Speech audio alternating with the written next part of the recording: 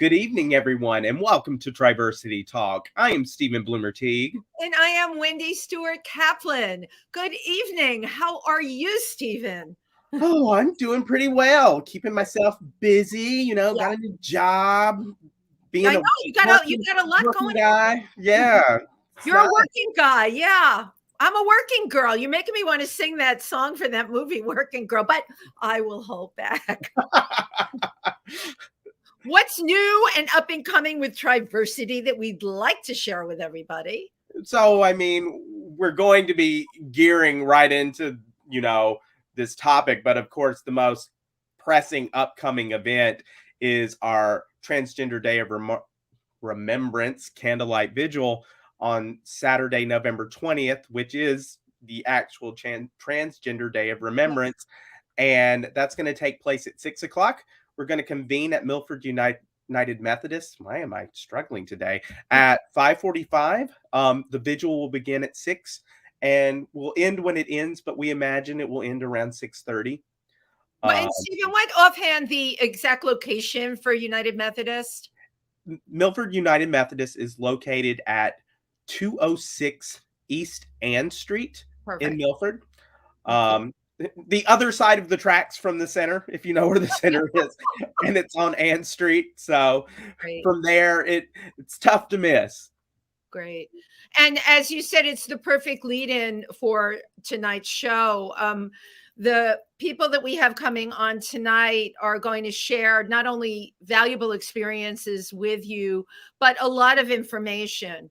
Why do we have to have a Transgender Day of Remembrance? The importance of it, the sensitivity of it. But one of the things Stephen brought to light while we were talking before we started airing, calling it Transgender Day of Awareness. And I think that the idea behind that is we want to raise people's awareness. And I also feel it should be Transgender Day of Celebration. Let's celebrate who we are in the LGBTQ plus community. Let's have empathy. Let's have kindness.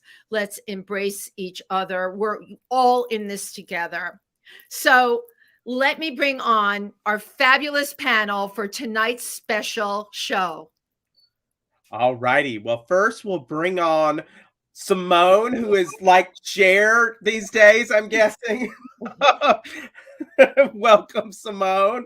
And first off, everybody, all of our guests tonight are TriVersity Talk alums. So they are, right? Yes, everyone you've seen has been on this show by themselves. So this is like a reunion, and I'm very excited for it. Our next guest is Kymlee Dorsey. Hey, Kim. Hello. Then our next guest is Juli Grey-Owens. Good evening. Hi, and Juli. last but certainly not least is the wonderful Fran Sisco. Hello, everyone. Hey. Welcome. So great to be here. Thank you to all of you, first of all, for being here. Stephen, I think this is the most amount of people we've ever had on a StreamYard. It's close. The only other time we might have surpassed it is when we did the Share Your Heart, TriVersity's Got Talent pre-show. Oh, yeah, exactly. But for a panel for the show, This is, I'm very excited to have everybody here tonight. I'm very excited about all of you because, as Stephen said, you have been on TriVersity Talk, but each and every person that's in one of these squares, in my heart, I have a special feeling about. So let's see, in the order of the squares, I'd like to just go around and have each person introduce themselves and just a brief background. So let's see. Simone, you're to my right. We'll start with you and then maybe go to Kim, Juli, and then Francis. Hi, I'm Simone Kraus, Vice President of TriVersity in Milford, Pennsylvania. And I'm thankful and grateful for my three friends on the bottom level of the squares for participating with this and doing me the favor and coming on the show. I'm just so grateful for it, and I am really in the presence of giants right now. With these I love that. Really. Okay. Hi, my name is Kymlee Dorsey. I'm located in upstate New York in Albany. That's my introduction. Hi. I'm Juli Grey-Owens. I'm located actually in Long Island. I'm the Executive Director of Gender Equality New York. My pronouns are she, her, hers. Gender Equality New York is a nonprofit 501c3 that does advocacy work for the transgender, non-binary, and intersex community. And I'm very proud to add that Kymlee Dorsey is one of our founding board members and has been an amazing, amazing person helping us build our organization. And I'll pass that on to Fran. Hello, my name is Fran Sisco. I'm a left brain, right brain creative. And since I transitioned on 1/1/11 to full-time female, I've been sharing being a trans woman in comedy, in plays, films, songs, and a number of other ways, and meeting up with, I guess, hundreds of other trans people and celebrating them. So I'm so happy to be here. And welcome. I'd like to share whatever we could share about it. And I also want to say there's actually not 6 people here. There's really the 6 people plus the other sides of 4 of us, you know, the male sides of 4 of us, right? So there's a number of personalities here. Thank you so much, Francis. So I want to start out tonight, a real general question. Why do you think Transgender Day of Remembrance is important? And what does it mean to you? Okay, we can go around. It's important to me because we need to remember the people that, you hate to say gave their lives, but their lives were taken from them for solely walking out their front door and being who they are, living their lives, living their truths, and having the hate in this country, which is spurred on by just too much legislation, which just leads to more violence against our community. And that's why we need to do it. We need to remember them. Kim? Yeah. For me, I struggle with Trans Day of Remembrance because I see my fellow women and men as soldiers. As we celebrate Veterans Day and we lift up our vets in Memorial Day, I see these women and men as our soldiers that went forth to pave that way for us to be here tonight. So in remembering them, I want to celebrate them. Yes. I don't want to remember them in the sense of, oh, poor them as they walk out the door. No disrespect, Simone, at all. But I want to celebrate their life as they walked out that door, because as they walked out that door, they carried a strength of knowing their authentic selves, unapologetic, intentionally living their lives to their fullest authenticity.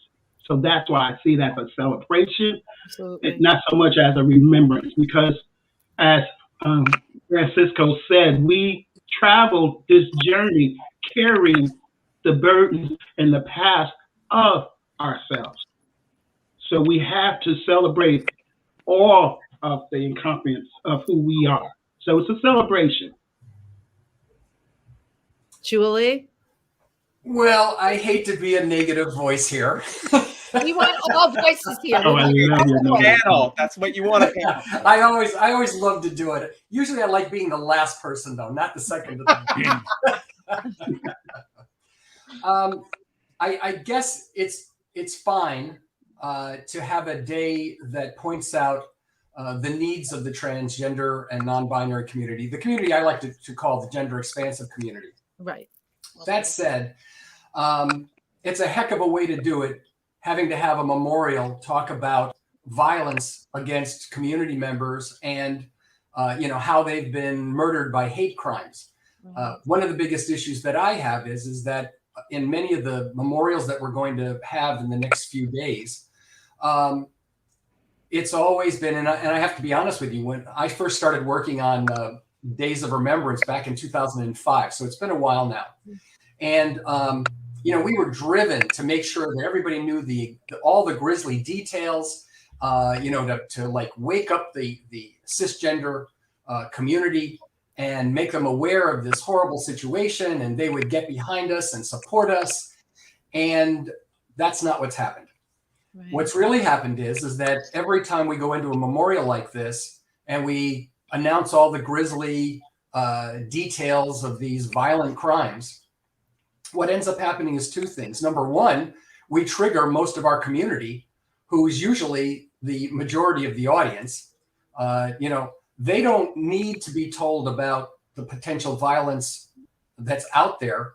We live it every day the moment we step outside our door.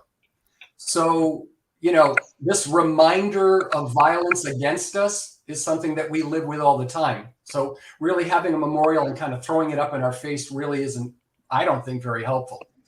The other thing that I see within our community is this victim mentality. This, oh my God, it's against us and it's constant, and all of it is true. But the key here is the mentality of this victimness, if you will. What ends up happening in a lot of cases I see, and having done this now, I guess this will be my 16th year, is I see a number of people who every year come to the Transgender Day of Remembrance and cry and, are all triggered and upset and all torn apart. And then we never see them again for another year. And so no work is done in getting legislation passed to protect our community. No words are spoken. No training is done. Nothing is happening except for next year we do it all over again. Right. So, it after a while, and I guess after 16 years, it becomes a little repetitive.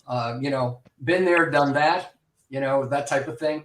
Same So I'd like to see us, I guess we have to have this, and I support it. We will be doing our own virtual Day of Remembrance on Thursday. But one thing that we've done, which is different, is we have eliminated all the grisly details. And we have actively looked to see if we could find out in each person who was a victim some positive statement about their life. Maybe they were into fashion. Maybe they loved kittens and puppies and dogs and things of that nature. Maybe they had a family that seriously grieves for them and thinks of how much they love them and so forth. Those are the things that we like to talk about at our memorial. We have eliminated the crime report. Body was found at blah, blah, blah, head was cut off and done, blah, blah, all this stuff. It's just it's a rollout that I think is not as positive as I think we would like it. And what I would really like to see is a Trans Awareness Day in a positive sense, where we talk about some of the great things that trans people are actually doing all over this country. So I'm going to stop now and let Fran get in there. But I'm sorry for that opposite opinion, but we really have to look at this and take a look. No, you really got the ball rolling, right? We're all on that page. Yeah. But I'm jumping back to that because I'm so, excuse me for phrasing you, on that train with you, Julia. Okay. Francis, you're next. And I think I'm on that train too. And I think maybe even the majority of trans people or gender aware or changing people are, and some kind of are still tied to the past, but most people are moving on from it. Maybe we name it Transgender Day, and that's it. Leave off the celebration, the all of that stuff, and we don't have to have different. It's Transgender Day, or what I found over the last, say, 10 years that I've been involved in Transgender Day of Remembrance or of celebration or whatever is, in fact, I tried to change it about 8 years ago, and I sort of co-opted the day, and I made it more of a celebration and stuff. What I did is I interrupted a program once about 7 years ago. It was too maudlin. It was too sad. It was, and there were a lot of young people in the audience, and I imagined that they were getting very fearful about what their life as a trans person was going to be, that they were embarking on. So I told the story of when I was a victim. I was hit over the head with a baseball bat 3 times. I was nearly killed, and but I told the silver lining in that, how it was positive, how I now look at it as one of the. I'm not saying that we need to look at people being killed or maimed in a very positive way, but there's always something positive that one could bring out of struggle. And us trans people, as well as LGBT people, Black people, Latina people, disabled people, hearing impaired, any marginalized community that's going through a challenge is stronger as a result of the challenge and could help all of us up. So when we focus on perhaps our struggle, we can also share that struggle with other communities, and a rising tide lifts all boats. So I'm very excited about how the trans community has come thus far, and to use that to propel it even more forward. And I agree with Juli and Kim and Simone on this, where we could be positive and yet be respectful of our pioneers or the people we've lost along the way. So I'm very, very positive about being trans and sharing being trans and sharing the diversity of us within our own community and how wonderfully diverse it is. So I think we are all in this group on the same page of what needs to happen next. Okay, it's definitely a positive move.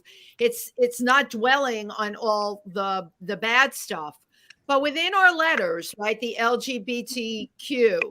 How do we get like the L and the G and the B really to jump on board? I know I've had discussions here, Francis, with you, Simone. Okay, about getting them on board. I know, and I want to talk about the personal experiences. Simone, can I bring up your experience that you had? Is that okay? Go ahead. Yeah, with a Simone transitioned. All right, she's beautiful. She had on a low cut outfit at an event we gave. There was a gay man there that thought it was perfectly okay. He reached in and he touched you. Yeah, squeezed them, stuck his finger down Right. between my breasts, and he didn't stop until I told him I was transgender. And then Right. and then that stopped him. So we're dealing now, like, how do we get respect? Okay. How do you get the message across? And in Simone's case, she was, of course, certainly taken aback because she wasn't expecting that kind of behavior. So I would like to sexually assaulted at an event. Thank you, Stephen. Thank you very much. And, with cisgender women, right, until the Me Too thing came along, that kind of stuff happened all the time. All right. So now we are dealing with this kind of issue. I'd like to get everybody's feedback, the best way to educate, okay, the person that is doing the action that is completely inappropriate, disrespectful, and uncalled for. Okay. And I want everyone's feedback on that. We can start with whoever wants to jump in. Okay, we have failed our younger trans community by not giving them enough tools to survive the world. With the whole, feeling victimized, the legislation and everything. We haven't given them the tools to do that. The older trans community has also failed them by so many of us disappear into the woodwork. And granted, that's what people do. But if there was more visibility and people just, you don't have to be walking down the street with a trans flag around your back and say, hey, look at me. But if enough people know you're living a good life is a great example. And then it becomes more normalized. People look at it as like, oh, this is not really that weird. They start to understand it. And that's what really, we need more visibility that way, in a good way. But how do you get a person that you're describing that just wants to go off into the sunset? Lord knows we all know a lot of them. I had a dear girl that I adored who doesn't even speak to any of us anymore. She just wanted to go, live her life when she transitioned. So I'm asking you this: what do you think is involved getting people to stay within the community and be okay with that? Well, I'd like to say something on this. I've made a point, maybe too much so, maybe I've overdone it, but in an effort to be proud of myself being trans, and not pride in a negative way, but pride in a self-esteem, self-positive, confident way. I've gone and, I've done stand-up comedy for about 10 years. I've made 3 or 4 films. I've written a book, a couple of plays, and I'm always out there all the time with selfies and wherever I can, promoting myself as being happy. One of my films is called Happy Trans Girl Like Me, that I'm happy about it. And I think that's good for people to do. And it's not conceited or things like that. I think the more self-affirming we are, the more other people get drawn to that and see that we're all different. We're all people. We have mothers and fathers and brothers and sisters and wives and husbands, and we're all just human people we're all spiritual, beings having a human experience. So that's, I think, one thing that we could do. And if there's a few people, and I could tell you that I haven't had many people, maybe a handful of people that have criticized me. Maybe those that are critical aren't speaking up. But I've had on the other side people saying, gee, I really didn't know much about being trans, and now I have a little bit of a better understanding or whatever. Or in many cases, people who are not yet out as trans, including young people and families seeking me out and asking advice and stuff.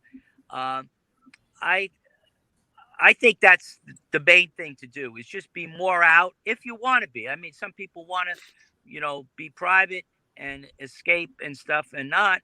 But for those people that are on the fence, take the chance, get more out. It's only a very small number of people that will cause problems or criticize, in my opinion. What do you think is involved for a person? I'm just thinking of myself here, right? Cisgender female, and the times I've hidden who I am and what I'm about. Now we're talking about, somebody being so comfortable in their own skin, they're cool with sharing it with everybody.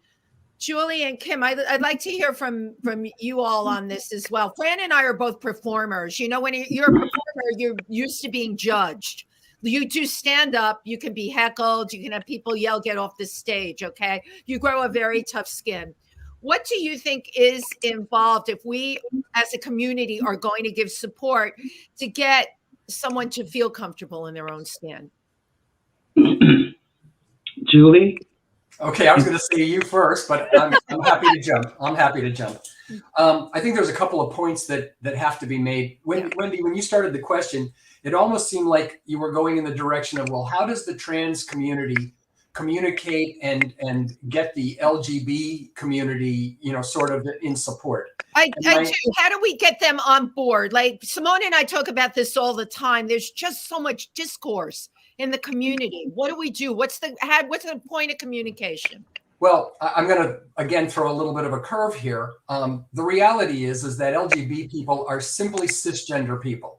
Let's stop right there. Okay. And since they're cisgender people, they are part of a very large community, like 99.4% per, what the experts tell us. Right. So the reality is that with everything, there's the 30% rule. There's a 30% that are very deeply in your corner. No matter what happens, they're there for you. There's 30% of the world that is against you. No matter what you do, they hate you. They don't understand you, and they will never understand you because that's not who they are. And there's basically a middle ground of 30%, let's say, that is movable, that may not know anything about us, that needs to have the kind of education that Fran spoke about. That's kind of where we put our effort into it. I'm thrilled to hear Fran talk about like the entertainment area and doing the work there, because I think that's really important. It's good to have the ability to laugh at ourselves, and I don't mean in a clownish way, but we are humans, and there are things that happen that are just like, can you believe that happened type of thing. And being trans gives you a bunch of opportunities to have those kind of stories as well. But there's also another side of it. And one of the sides that we do is we do a lot of educational work.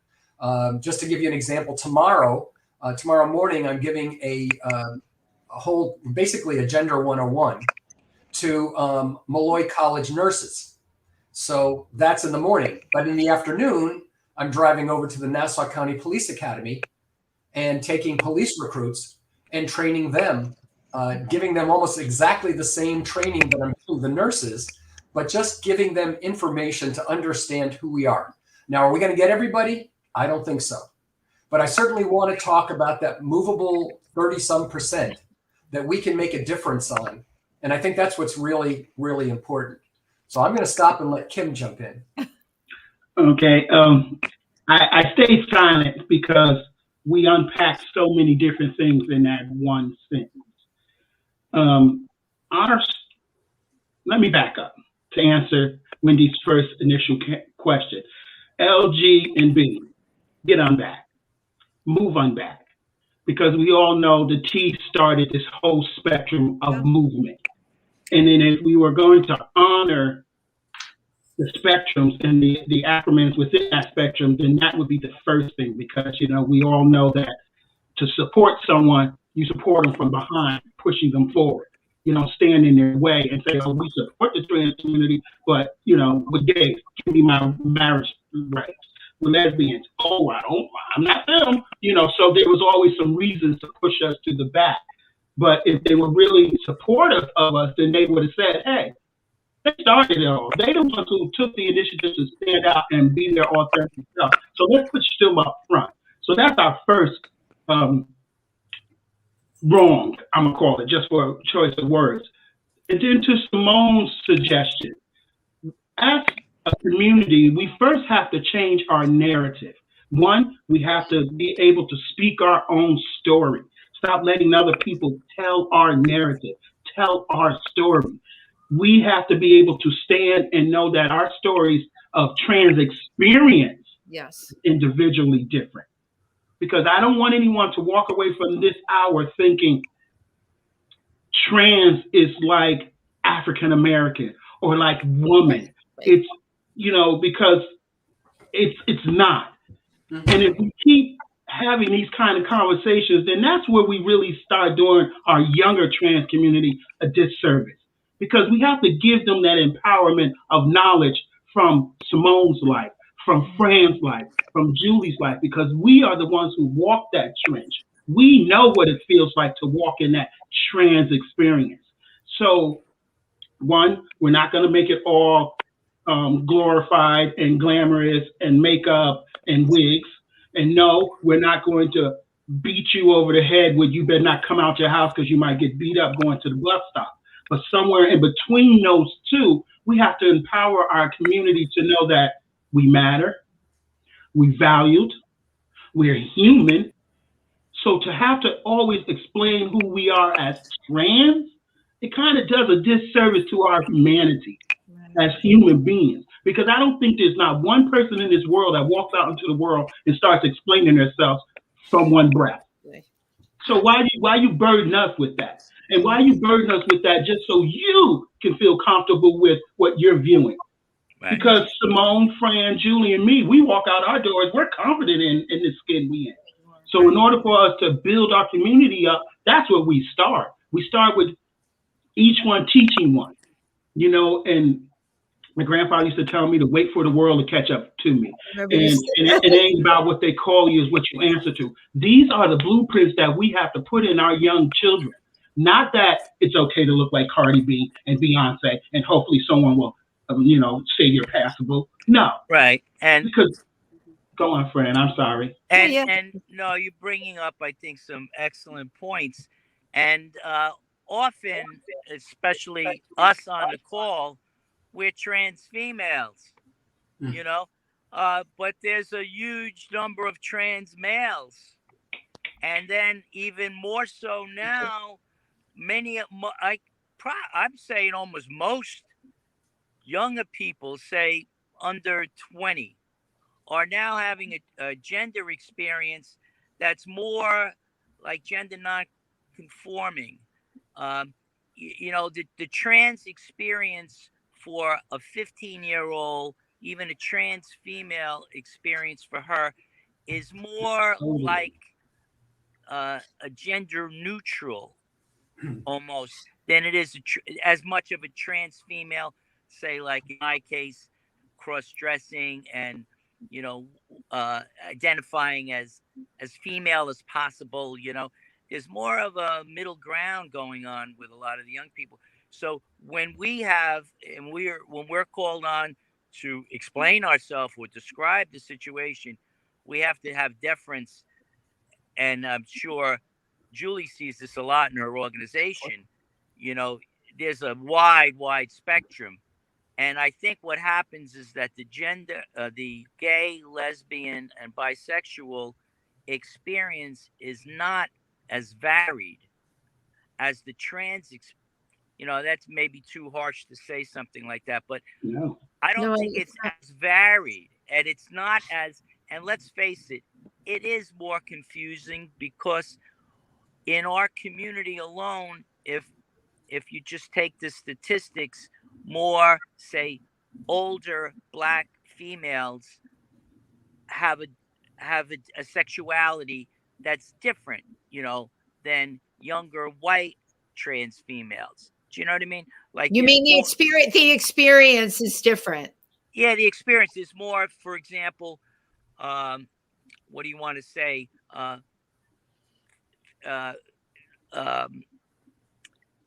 don't know if you want to call it heterosexuality, but there's more Latina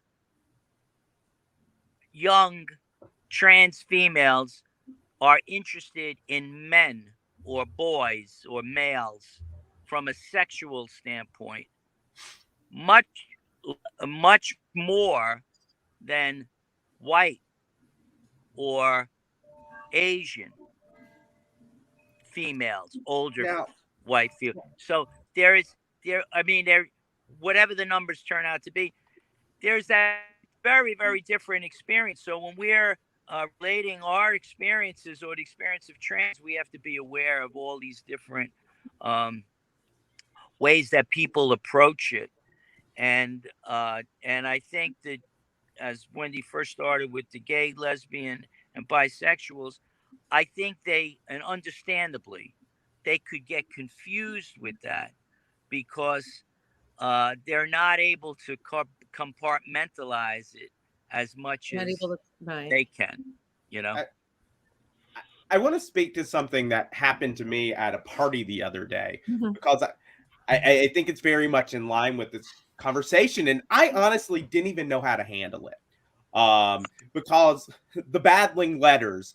I had someone basically say, because, you know, I had an organization where I'm trying to bring everyone together, and somebody said, basically, the T's aren't part of our movement. We don't go events because you're too T-centric. And then made it more general, saying that they wish that the movement's fractured altogether. Wow. And, you know, really? I'm just at a loss. And I mean, and Juli, that goes very much to saying that you now have at least some members of the G's who say, yes, we just want to be considered cis. And I don't know what to do about that, because I do consider us an alliance, maybe kind of like NATO with Russia in it sometimes, but I do consider us an alliance. I love that. And I'm just to Juli's point, maybe it's the 30% that we can affect, you know, that 30% that we can touch. To piggyback on your experience, Stephen, I had a gay male the other night in a similar situation who said to me, oh, they don't want to come to our holiday party. They're like a drag show. We're having a drag show. No, I don't do drag shows. That's what this person said to me.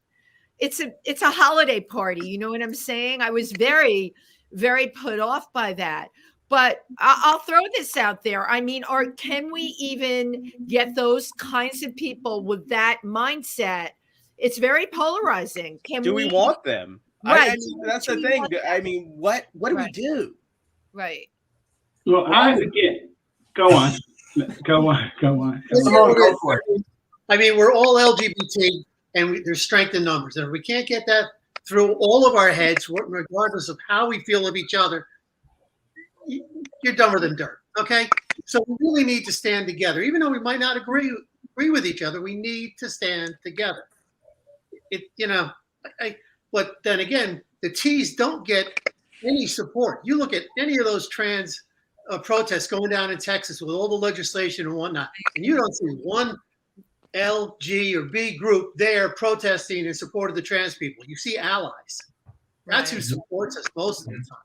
The LG and B, we're the redheaded stepchild. And, it's strength in numbers. If we don't stick together, we're going to fracture, and then the whole thing falls down like a roll of dominoes. Well, let's talk about the allies then, because you and I have spoken about that, Simone. One of the things that really blew me away, Fran wrote a show and she performed it, and I went to see it, and the audience was filled with straight Italian men, the kind that I just don't get them a lot of the time. They were there not only for Fran, they were there like 150%. My God, to have a rooting squad, the Vinnies and the Joeys, and they, my God, they were so in your court. And that, what?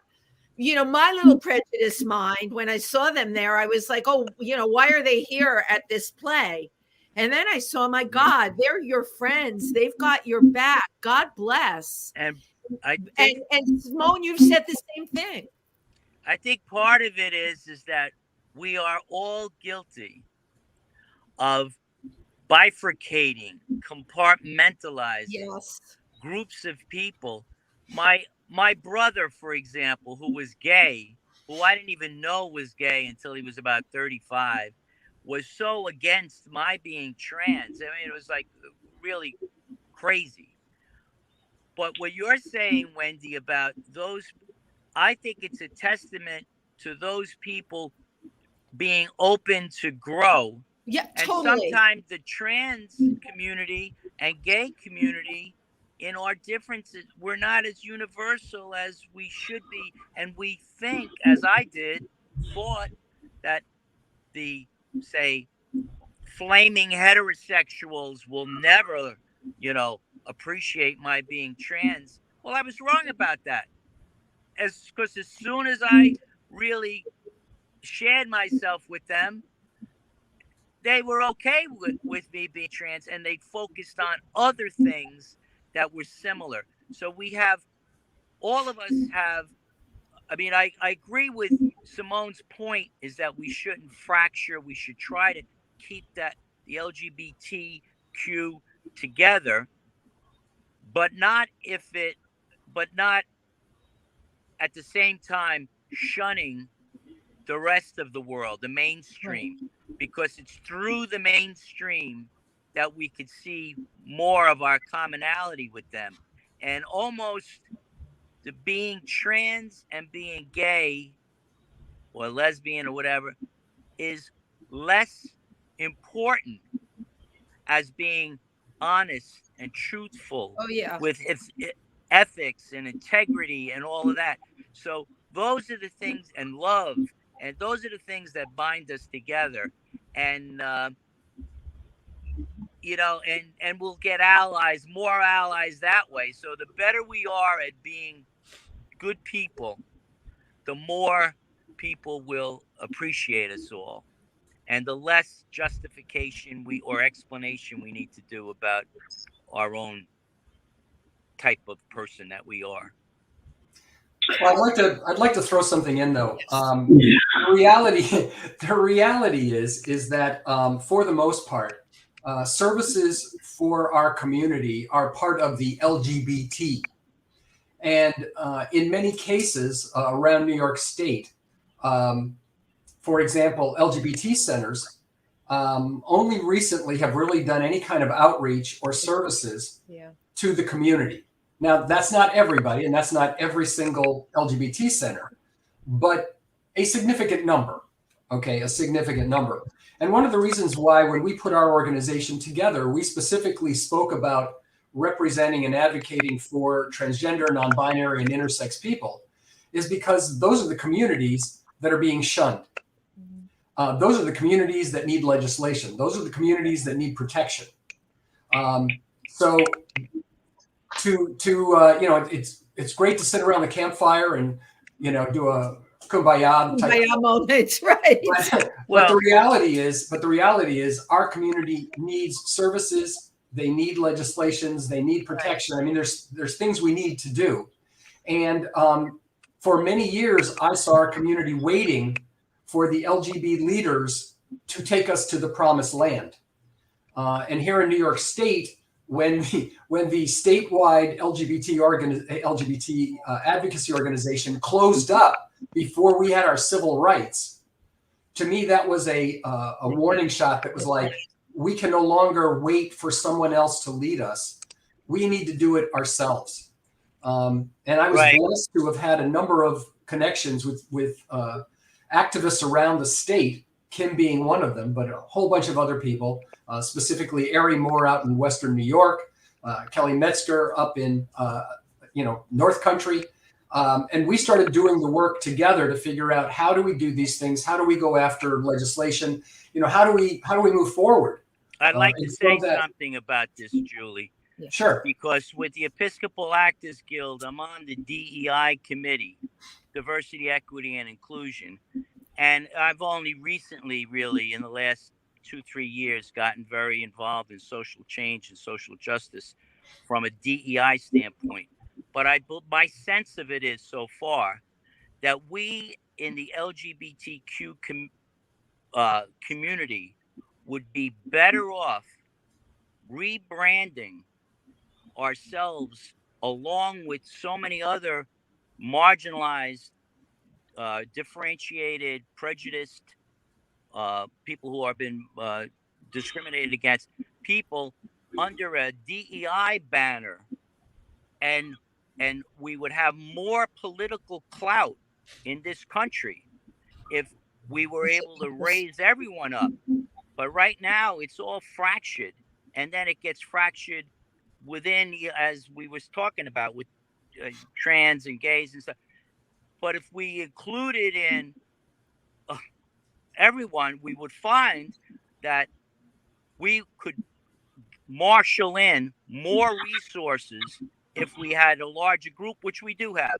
So from a diversity, equity, and inclusion standpoint, we should be able to marshal in more help through grants and stuff, and we would have much more political power, and it would help us all, I think. So, because also some of the same underlying prejudices that there exists for someone being against gays or lesbians or trans or whatever, some of those same issues that certain people have are also for them being against Asians or Latina or disabled people, and so the larger our group, the more effect that we can have on that other 30% or 20% or whatever it is that's not understanding it. And the more linkage that we show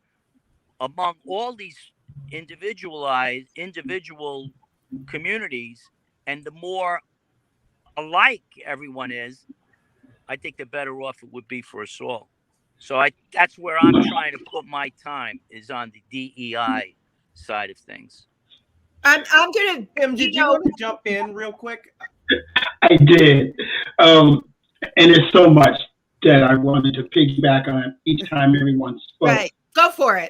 So I was trying to bring it all together in one. First, I want to say we are talking about a civil understanding of who I am and who my community is. We're not talking about getting recognition for what I like to do in the bed, who I'm attracted to, what's between my legs, how I like to dress, act, perform. We're trying to get accepted as human beings first. So if we can get that understood, that being culturally humble to the fact of who I am, not so much trying to dissect what I do with who I am, but just seeing me as a human being first. Now, if we can connect on that, then we start to build on the differences that we all possess, and then also celebrating what we have in common. And what we have in common is that we're all human beings. Now, the LGBT community, when they came of awareness, they were asking for a right under how they loved, who they loved. They never started the conversation about, I'm a human being who just happens to be gay. And when we don't start that conversation there, we kind of do everybody a disservice. Because it's like, as an African-American woman, to have to live through hearing people say I was 3/5 human when I knew I was a human being. You know, how do I get you to understand that I'm a valuable human being if you already started from the premises that I'm 3/4, 3/5 human? And it's just as it is with our trans community. We have to understand that we are human beings first. What we're asking for is just human understanding and cultural awareness of my life. I'm not asking you to like who I love. I'm not asking you to agree with how I present myself. I'm just asking you to respect me. I'm asking you to love me as if you would love your sister, your brother, your mother. You know, because you don't go down the road of wondering what mom did. You don't go down the road of, as Fran was saying, knowing her brother wasn't gay. It's not even a point of that. Because I'm not really caring about who he is or how he identifies. What I do care about is that someone respects him for how he shows up and how he identifies. Because he can show up as Shrek with one eye. But if that's who that person is, then I'm asking for the world to say, accept my Shrek brother. I'm not asking them to say, accept my gay Shrek brother, because that's not your concern. The concern lives with being human and treating each other like human beings. So I believe that that's where our mission and our cause has went astray, because we're so busy trying to fit in when we already were there. We're always trying to make the world say that we belong, but we were already there. I saw Simone's finger go, so that's why I wanted to. Give me equal rights to what every other human has in this country. And then we start from there. The human rights that everyone else has, that I am equal to everyone else, and you can make fun of me on Netflix, you can do whatever, because I have equal rights. That's all. That's excellent segue, because I wanted to talk about this because I finally watched that special. Yeah, me too. Great. I mean, and I don't want to veer the topic much with, you know, me and my gay experience and sitting through that, but he made an AIDS joke. And I'm like, isn't that sad? I was like, it was never appropriate, but in 2021 or whatever this is, it's just kind of pathetic. It's like, is that your material? And I did manage to watch the whole thing, but I was a little under the weather. We'll preface it that way. But I was so bored, I was falling asleep. And I was just like, are we giving this a little more power than it deserved?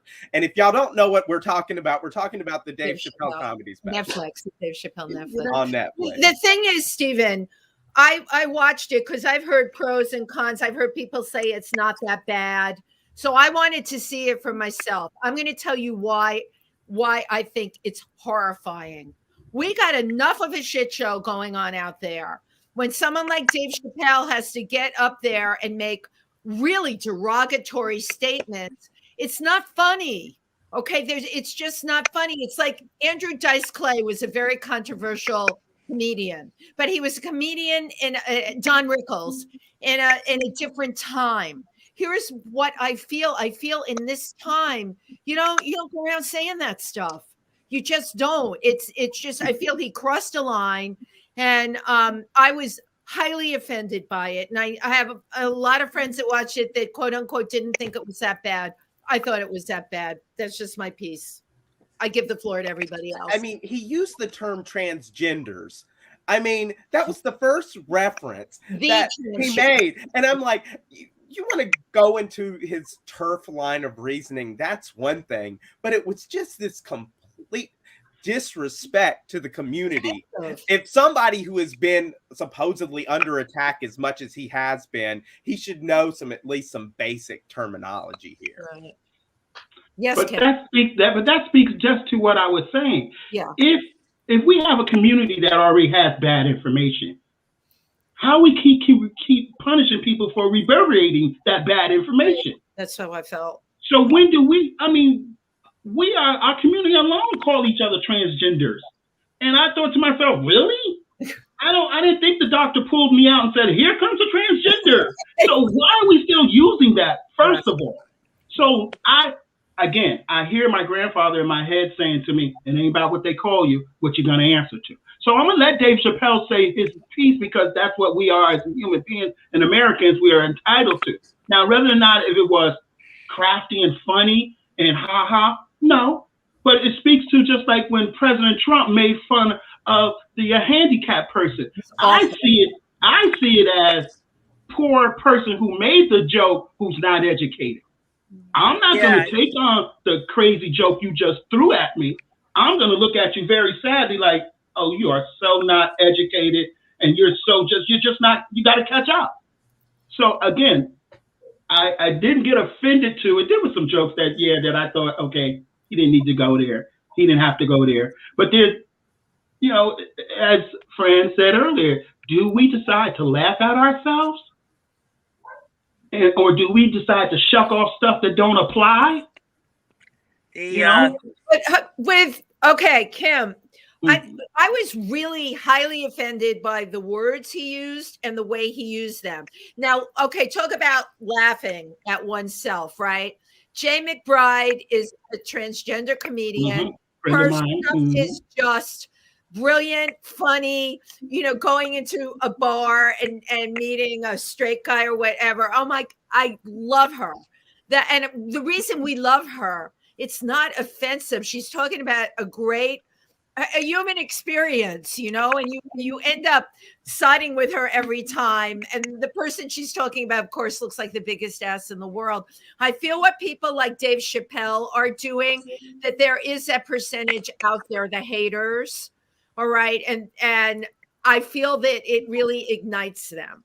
Okay. It makes it okay because Dave Chapelle said it. Listen, I'm going to bring up RuPaul. All right. There were a lot of people that never got the gay community or the drag community. RuPaul, who I knew from way back when, because became so commercialized, or as Francis said, through rebranding, brought along a lot of heterosexual people that understand the gay community better, because of a RuPaul. I feel someone like a David Chapelle, that it was just inappropriate and it's bad. That said, with Chapelle, I think the silver lining in it was that we saw an immediate and a knee-jerk, actually pretty severe reaction by many in the trans community. Right.